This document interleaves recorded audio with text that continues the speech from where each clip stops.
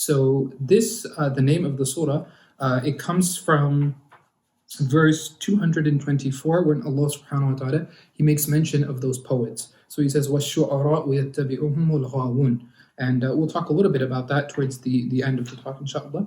And that's where the name comes from, and this is a Makki surah. So the surah was revealed primarily for the most part in Mecca.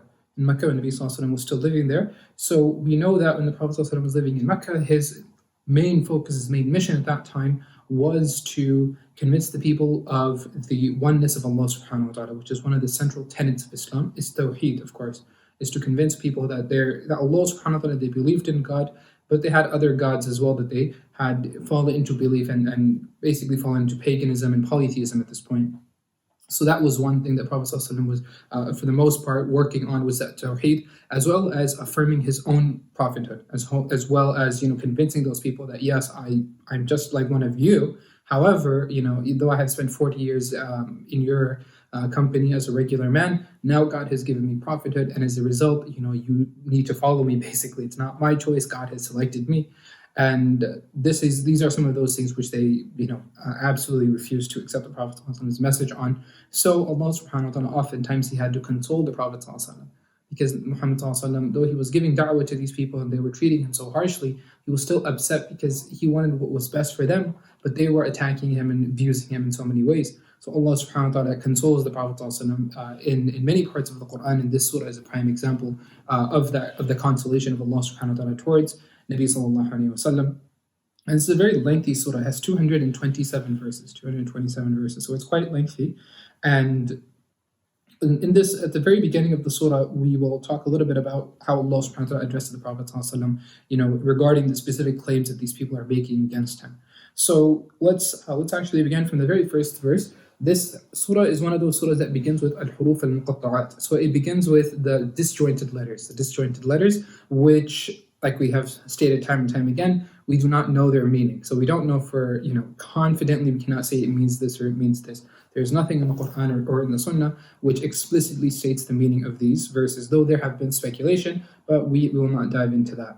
So this is one of the surahs that are known as the Tawasim. So this surah, it begins with Ta, Sin, Mim, these three disjointed letters. And the next surah after this, it will begin with Ta and Sin. And the surah after that will again begin with Ta, Sin, Mim. So we will talk about them when we get to those two surahs as well, inshallah.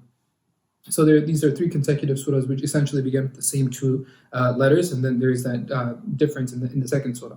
So at the very beginning, Allah subhanahu wa ta'ala, He consoles the Prophet ﷺ for the sadness and grief that he is feeling over his own people rejecting him. So firstly, subhanahu wa ta'ala says, Tilka ayatul kitab al-mubin, says that indeed those verses, as in these are ayat, referring to, of course, the Quran, as well as the signs of Allah subhanahu wa ta'ala in the cosmos, in nature and in creation. He says that these are the verses of a book that is very clear. So the verses that Allah subhanahu wa ta'ala, whatever He mentions in the book, it's not vague. When Allah subhanahu wa ta'ala talks about His majesty and His grandeur and greatness, then there's no ambiguity in that.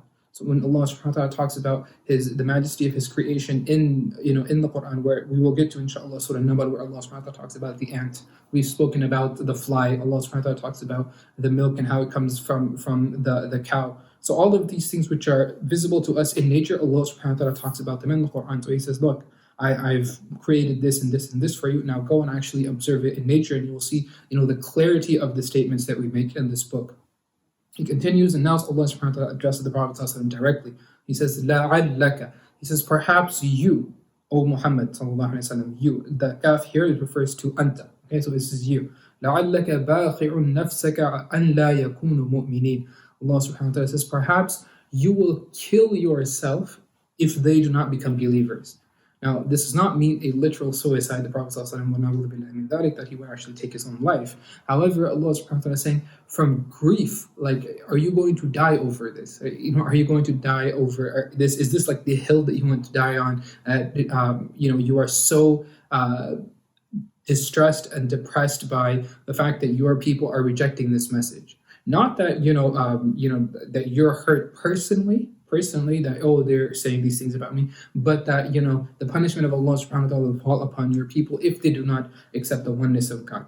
that if they keep on living this life of vice and evil and all of these terrible traditions and cultural practices that they have been doing at that time, of course, including killing infant children, including prostitution, gambling, alcohol, all of these things that they were very openly and engaged in and was rife in their society.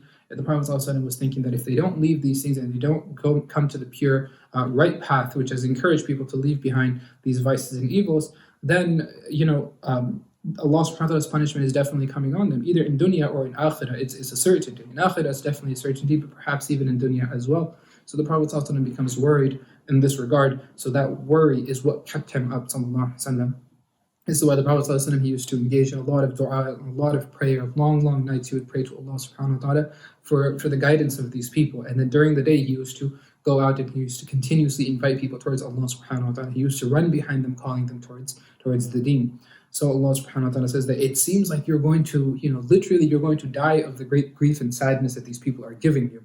And then Allah subhanahu wa ta'ala tells him, because this is some of the claims that they would often make, and we mentioned this earlier in the previous surah, that they would say to the Muhammad sallallahu alaihi wasallam, why don't you, bring Allah down here? Why doesn't Allah do this for you? Why doesn't He turn this mountain into gold or give you a Jannah, paradise with you, or bring an angel down? Why doesn't He do any of these things? So Allah subhanahu wa ta'ala says, in this surah He explains, and in the previous surah He also did, however, again He reiterates the statement. He says, وَإِن نَشَأْ نُنَزِّلْ عَلَيْهِم مِّنَ السَّمَاءِ آيَةً. Allah subhanahu wa ta'ala says, had we desired, had we wished, we would send down from the heavens a sign. فَظَلَّتْ أَعْنَاقُهُمْ لَهَا خَاضِعِينَ. Their necks, Allah subhanahu wa ta'ala says, their necks would be literally, they would be bent, just in fear and in humility, just because of this massive sign that Allah subhanahu wa ta'ala would show them. However, when Allah shows them this sign, this clear, blatant, obvious sign of His majesty and His greatness, for example, by way of maybe sending Jibreel alayhi salam in his physical form, something like that, then that defeats the purpose of a test. That defeats the purpose of the test of belief, where you have to take that leap of faith. I mean, if you're showing that if God comes to these people in whatever form He so wishes, and then they say that, oh, well, now we see God, or now we see Jannah, now we see Jahannam, then, oh, definitely we believe now. Well, that has defeated the purpose. So if God Himself sends such a sign that there's no way to deny it, for example, He shows the people Jannah, He shows the people Jahannam, something like that, then, if the angel of death comes to you and says, I'm the angel of death, I'm going to come to you in a week, you have to make all of your affairs right. Well, then where's the point of how is that a test? You're literally told the answer, or you're literally shown the answer sheet, and you're saying, okay, there you go. Which is, kind of, it's funny, it's somewhat paradoxical that these people are saying that we want to see a sign from God. And they're saying that, if God shows us a sign, then we'll believe. And Allah subhanahu wa ta'ala, time and time again, He shows signs. And the greatest sign is, of course, the Kitab of Allah, the Quran itself. And then the Prophet ﷺ, and the miracles that occur at his hands that Allah subhanahu wa ta'ala gave him. Okay, He says, okay, we'll split the moon. Okay, you will have water flowing from your fingertips. Okay, you'll be able to do this. Okay, you'll do this, you'll do this, you'll do all these things. You'll tell them things that they don't know. You'll answer all of their questions, and you'll give all of these incredible things that you'll bring forward, incredible proofs and stuff that they just refuse to accept. And still, they refuse to accept them because they're constantly demanding signs. And every time a sign would come, they would make up some other excuse to weasel their way out of it because they just didn't want to leave their life behind. They didn't want to leave behind these things that they had been practicing because they enjoyed it. Right? This worldly life had deceived them to such an extent that they had fun, and they didn't want to start a new life. They didn't want to turn over that new leaf and say that, okay, we are going to leave behind the life that we used to live. And that was it. And because of that, it had literally deluded them. It had blinded them, and they had purposely blinded themselves and had purposely deafened themselves from any of the signs of God. Why? Because I don't want to leave the life behind that I was living. I'm so, I'm enjoying myself so much that I don't want to give this up. So even if it's wrong, I'm still going to do it just because I don't want to leave it up. I don't want to give it up and I don't want to leave it. That's it. And then Allah subhanahu wa ta'ala, of course, as we mentioned, is a Meccan surah, so now He will talk to these people. Allah subhanahu wa ta'ala will present arguments to these people, and He will say that, okay, look, have we not created the earth in this manner? Have we not done this? Have we not done this? Have we not done this? You people are living on this earth. You are, today you and I, unfortunately, we're very distracted by things like, the TV and screens and buildings and all this stuff. It's a little bit more difficult for us to get out into nature. We actually have to get in our cars, and even that is, it's a car, and then we have to drive hours until we can get into some nice nature instead of just a little short walk in a park or something where even then you hear the horns of a car and you have your phone in your pocket For us, we always have these distractions. But those people, for the most part, they were in nature itself. They were pretty Qadis people. Not as much as the people who were living as Bedouins, but still, they were nowhere near as urbanized as you and I are today. So Allah subhanahu wa ta'ala says, why don't you look at these signs that we have, just literally sprinkled all around you? And if you see them, then you will see that we don't need to give you such a massive sign from Allah. We don't need to bring Jannah or Jahannam forward. The fact that you have the sun, the fact that you have the moon, the fact that you have the light of the stars, the fact that you have crops growing, the fact that you have animals and this and this and this and all of these things, this should be enough of a sign that we are here for a purpose. So our existence is not just futile and meaningless. We didn't just come about naturally or unnaturally, or we didn't just come about in some spontaneous fashion or form out of nowhere, or without by random chance or something like that. There is a reason and a purpose to our existence and our creation. And of course, there's logical argument against the paganism that they were doing, and all of the terrible, ethical and moral dilemmas that these people were constantly feeling inside, which they did not want to make lahid, which did not want to make evident. Things like, well, I know I shouldn't be, engaging in adultery. I know I shouldn't be, favoring my son over my daughter. I know I shouldn't be engaging in interest. I know I shouldn't be doing this because I know this is harmful for him, and this is harmful for me, and that's harmful for them. And they were still doing it. So they used to just hide that feeling of resentment or that feeling of anxiety or whatever within themselves. And Allah subhanahu wa ta'ala, time and time again, He tells them that we know what you're going through. We know what you people are doing, even if you try to keep it a secret. And we will show you, prime examples in your own history. Okay, in the same region that you guys are occupying today, people who used to live in very, very nearby areas. For example, Mada'in Salih was where Salih alayhi salam used to live, and that's where Qawm Thamud were. So Allah subhanahu wa ta'ala makes mention of the story of Qawm Thamud in this surah, and Allah subhanahu wa ta'ala makes mention of the story of Nuh alayhi salam, Hud alayhi salam, Lut alayhi salam, Shu'aib alayhi salam, Musa alayhi salam, Ibrahim alayhi salam. All of them in this surah, Allah subhanahu wa ta'ala brings their stories time and time again. So He says that don't think you're unique, you're not special. These arguments that you're opposing against the Prophet, other people, there are other nations who made similar arguments, and guess what? We took care of each and every one of them. Don't think that we won't take care of you as well.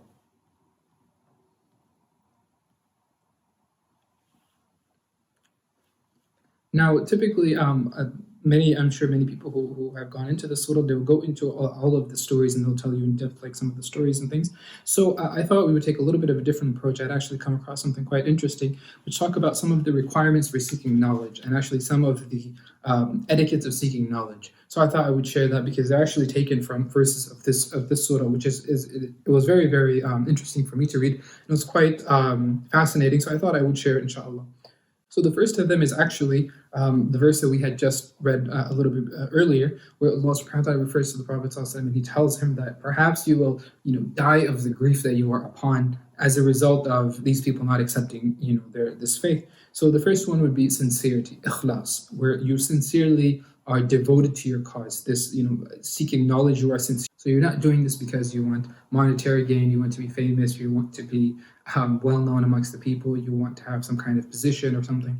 You are sincerely learning this knowledge of Islam because you are concerned for your dunya and for your afterlife, and you are concerned for other people as well, just like the Prophet ﷺ was. And this verse, it really encapsulates his sincerity, that he was so concerned for his people. Allah subhanahu wa ta'ala says, it's like you're going to die out of your concern for them, out of how sincere you are for them, accepting Islam. That's how much you want them to turn back to Allah subhanahu wa ta'ala. And then the next verse that I thought we would look at the next verse would be the 80th verse. So this is 80. So if you go to verse 80, in this one, Allah subhanahu wa ta'ala, He says, وَإِذَا مَرِضْتُ فَهُوَ يَشْفِينِ. So this is from adab, from manners. So in this, Allah subhanahu wa ta'ala, he is talking about the story of Ibrahim alayhi salam, in which he is essentially saying, that, if I fall sick, then Allah is the one who will cure me.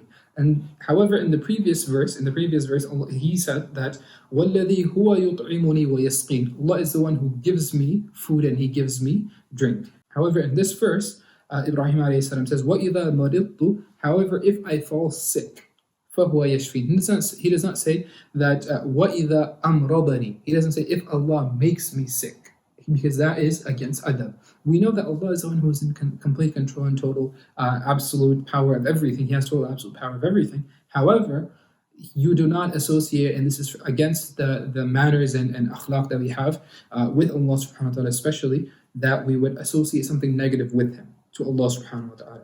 So we say that وَإِذَا مَرِضْتُ, if I fall sick. We don't say if Allah makes me sick. So this is from manners that, when it comes to those who are above us, and even those who are beneath us in whatever capacity it might be, people who might be our inferiors, be it in terms of age, or be it in terms of rank in school, or in your teaching capacity, in anything, then we treat others with adab. We try our best not to associate negativity with other people. The third verse that I want to talk about is verse 181. 181. So if you go to this verse, he says that أَوْفُوا الْكَيْلَ وَلَا تَكُونُوا مِنَ الْمُخْسِرِينَ, that give the full measure and do not cause any loss. So this is from amana, from trust. If you are entrusted to give a certain amount, then make sure that you give the full amount that you are obligated to do so. So this is that you and I, we should be trustworthy people in whatever it is that we do. And this is again from the prerequisites of having or from seeking knowledge.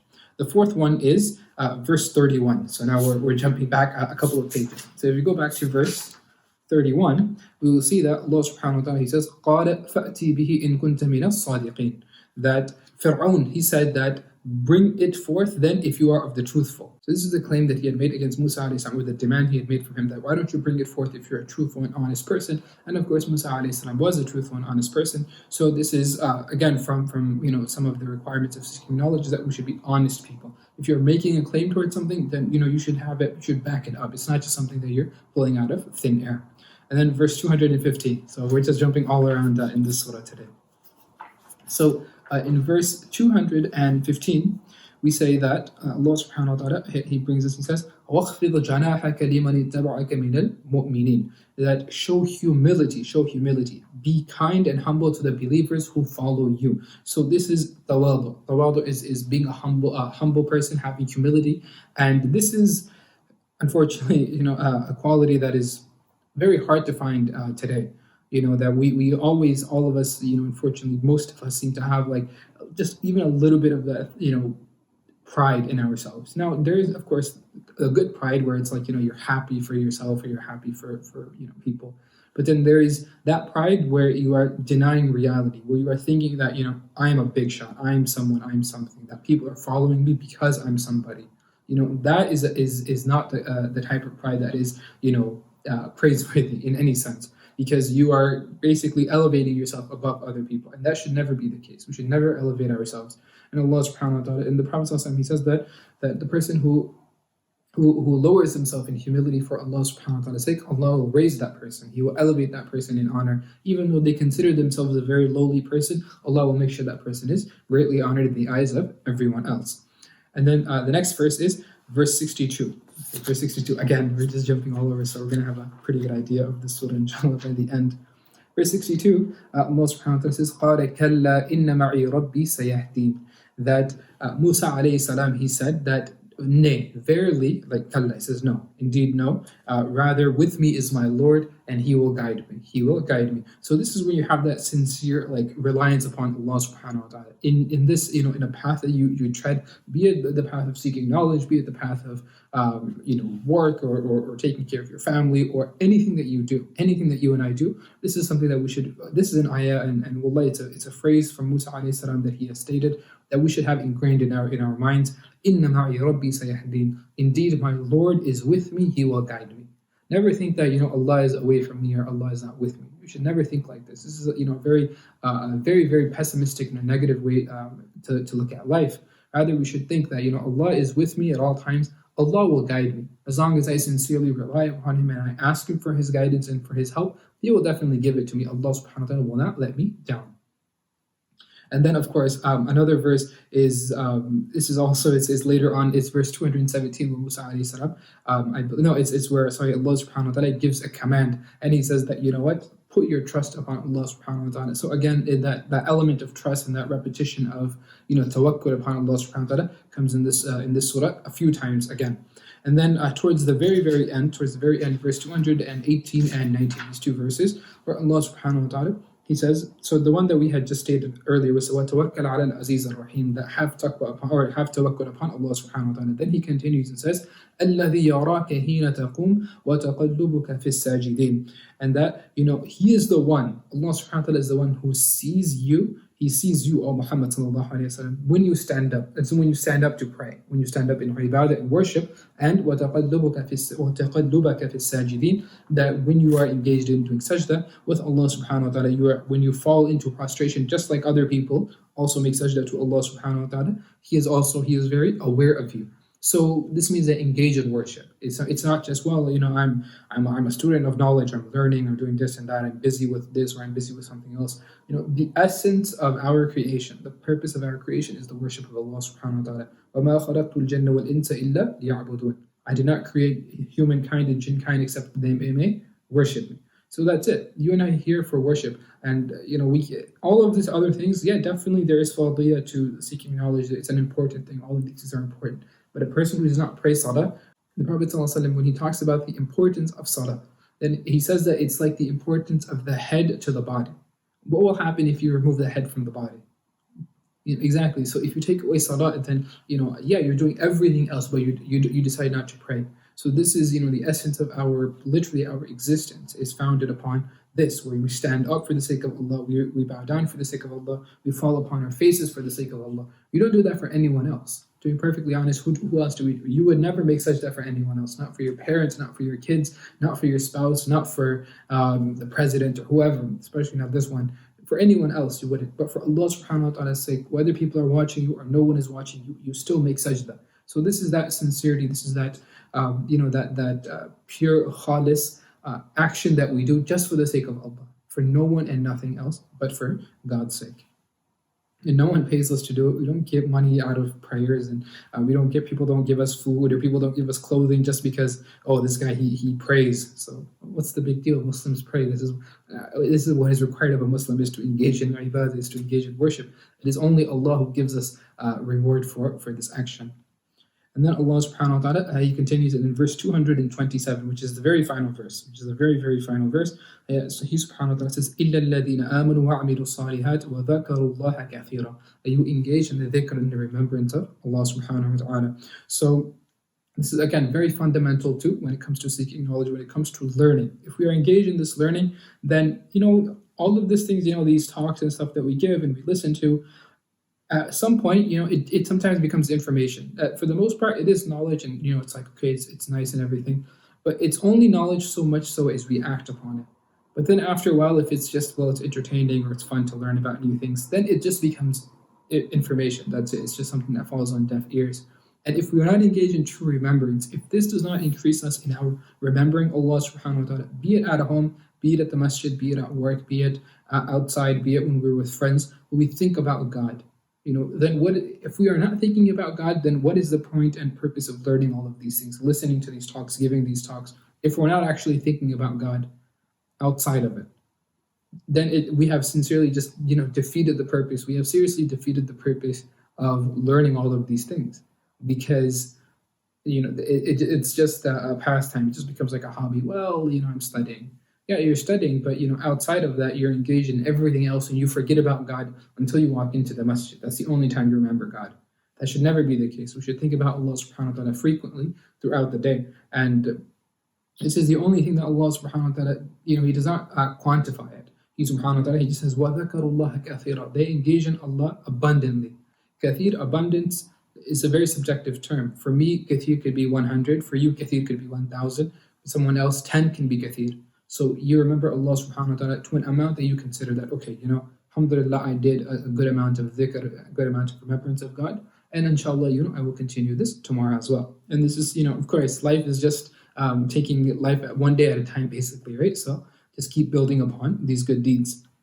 And then He subhanahu wa ta'ala, He continues in this similar verse that, it's not just about remembering God, and about learning knowledge and stuff, but it's actually doing those acts. It's actually working upon them, because these are إِلَّا الَّذِينَ آمَنُوا وَعَمِلُوا الصَّالِحَاتِ. These people, they also do good deeds. They actually continue to do good a'mal. They don't just engage in, oh, well, I remembered God today. It's there's a funny video of this one person, let's just say, and they said, well, do you pray? And he walked in, he says, yeah, I'm always praying. I walked in, when I walked in here, I was praying. I'm praying to God right now. I'm always praying to God. No, I mean, there's a specific, things when it comes to prayer. There's ways to do it. There are actions and steps that you must take. So when it comes to good deeds as well, it's like, well, I'm a good person. Yes, maybe you are a good person, but you know what? There are good deeds that you need to do. So there are actually acts that you and I should actively engage in, be it charity, be it doing khidmah of our parents and of our kids, taking care of friends and family, neighbors, whatever it might be, cleaning the masjid or donating to the masjid, donating to a charitable organization, praying extra prayers, whatever it might be. There's so many deeds out there, so there's never a scarcity of avenues of good. There's so many avenues of good. It's just up to us to actually take upon that path. So these are just some of the requirement, not necessarily requirements, but just encouragements and some of the things to keep in mind when a person begins to learn, especially when we listen to talks like this, or we give talks like this, when we read a book of tafsir, or be it a book of seerah or fiqh or something, whatever. When we are learning, these are some things to keep in mind.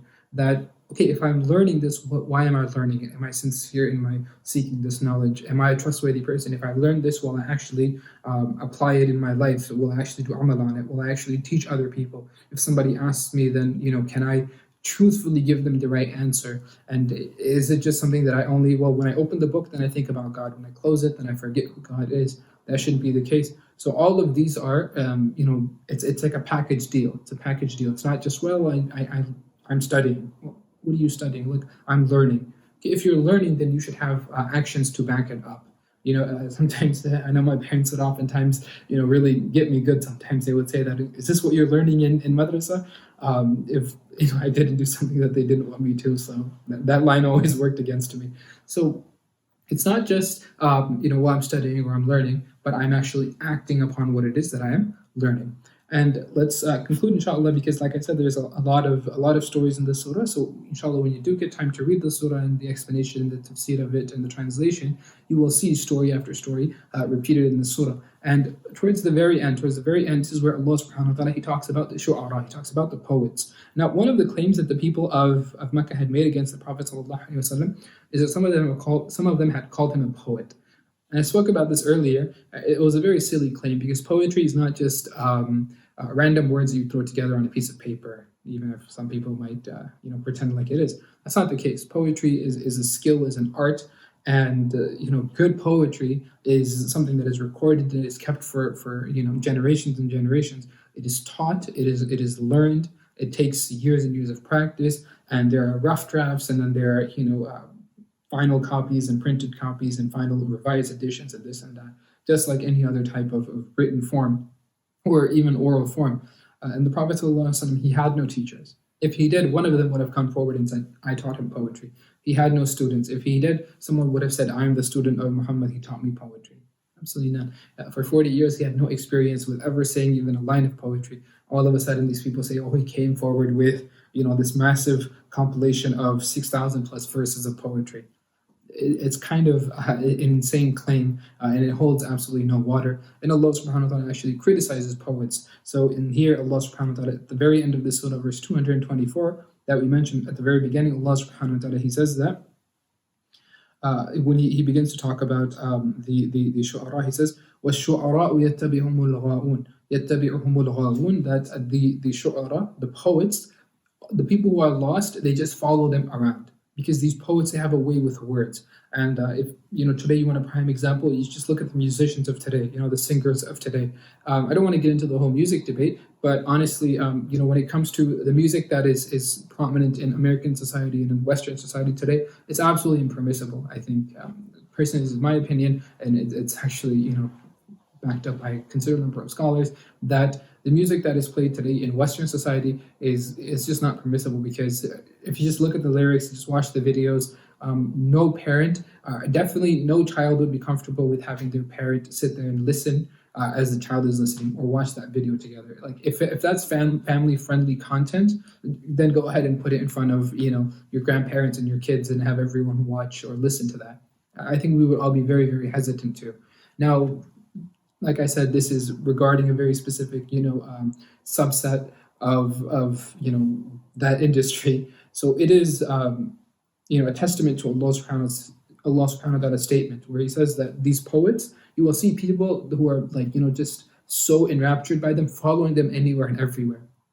And today, the groupies and the fans and stuff, they go crazy. They go absolutely insane for these shu'ara, the shu'ara of today, the poets of today, the singers of today. So Allah subhanahu wa ta'ala heavily criticizes them in this verse. He says, Alam tara annahum fi kulli wadin yahimun. Do you not see that they are in every valley? They are just walking aimlessly and milling about in every single valley. Now, a valley here, according to Ibn Abbas radiallahu anhu, this is not the literal meaning of a valley. It's not like the Tri-Valley area that we're living in. He says that وَفِي كُلِّ لَغْوٍ يَخُوضُونَ.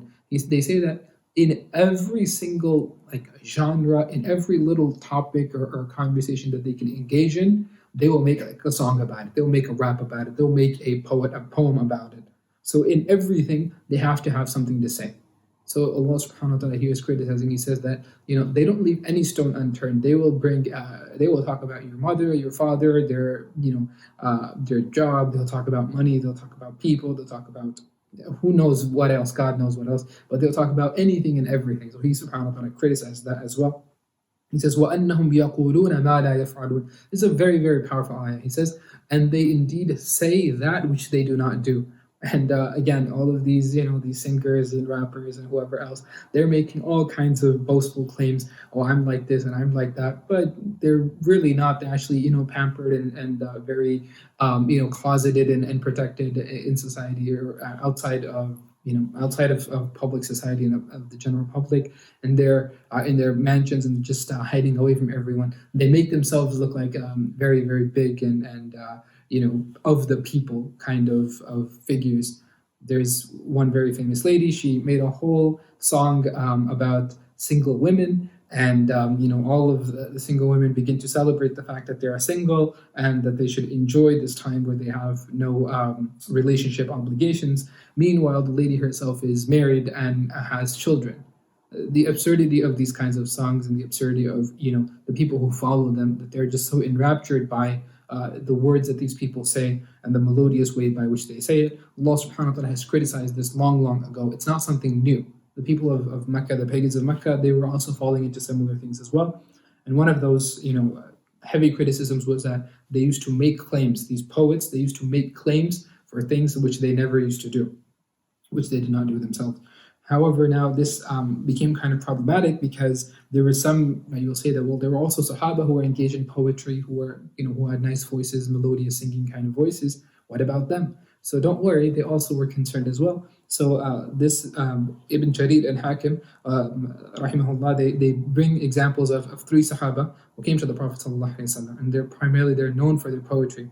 Abdullah ibn Rawaha, Ka'b ibn Malik, and Hassan ibn Thabit radiallahu anhum. They came to the Prophet ﷺ, and he says that, these are verses against poetry, and Allah subhanahu wa ta'ala knows that we are poets. Like, this is something that, we're just good at. And Hassan ibn Thabit radiallahu anhu, primarily, he was, as you and I'm sure we've heard, he was the poet of the Prophet ﷺ. He used to defend the Prophet ﷺ's honor. He used to praise him greatly. And so Allah subhanahu wa ta'ala revealed the verse that came after this, because they were so worried. They thought, we are definitely destroyed because we are from the poets. We are known for our poetry. So Allah subhanahu wa ta'ala brings the next verse. He says, illa, except those. So he says that, poets are terrible people, except. So there are some, there's an exception to the case. So what is the exception where it is okay and it is fine to engage in something like this? Illa alladhina amanu wa amilu salihat. Those people who have iman and they do good deeds. Wa dhakaru allaha kathira. And they engage in the remembrance of God very abundantly and very frequently. وَانْتَصَرُوا مِنْ بَعْدِ مَا ظُلِمُوا. And then they seek help, or they seek, they seek to do justice after they have been wronged. After they have been wronged, they will definitely take steps to rectify the oppression that they have faced. وَسَيَعْلَمُ الَّذِينَ ظَلَمُوا أَيَّ مُنْقَلَبٍ يَنْقَلِبُونَ. And Allah subhanahu wa ta'ala, He says that, those people who have done wrong and oppressed others, they will very surely and very soon find out, where they will return to. Where is that their final abode? That right now they're engaged in the oppression and the sins that they're continuously enacting against, especially the believers and the innocent Muslims. But soon, very soon, they will find out where is their final abode.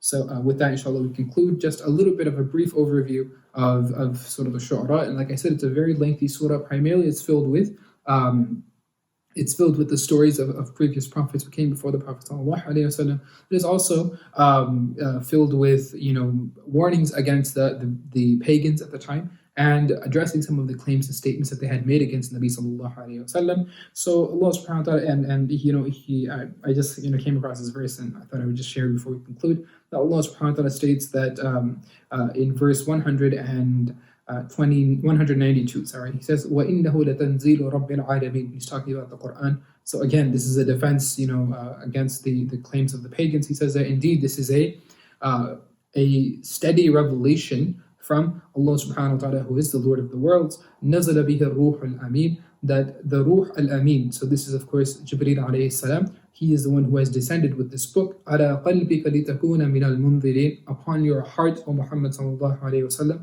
This is one of the ways in which the Prophet ﷺ used to get revelation. Sometimes Jibreel alayhi salam would come and reveal it to him. Other times the Prophet ﷺ would simply, he would be informed of it in his heart. Other times the Nabi ﷺ would be, he would hear or he would have some type of divine inspiration. There are different ways of how the Quran was revealed upon the Prophet ﷺ. بِلِسَانٍ عَرَبِيٍّ مُبِينٍ. It is in a very clear speech, Arabic speech. Okay, so the Quran is itself only read in the Arabic speech. The Quran itself is Arabic. Okay, so we have translations and stuff, but that is not Quran. That is translation of the Quran. So it is permissible for even a non-Muslim to touch that, or even without wudu, it is okay for you to handle a translation. But the actual Mus'haf itself, which is in Quran, or which is in Arabic, is the what we consider sacred, and it is not permissible to touch it without being in a state of wudu at least. So inshallah, with that, again, there's a lot that we can go into, but inshallah, with that we will conclude just a little bit talking about this surah, and may Allah subhanahu wa ta'ala give us the tawfiq to dive into some of these surahs, especially the lengthier ones, and to get an understanding of the message that He has revealed upon the Prophet sallallahu alaihi wasallam, and that is, of course, has been preserved throughout centuries for you and I. وآخر دعوانا الحمد لله رب العالمين جزاكم الله خيرا والسلام عليكم.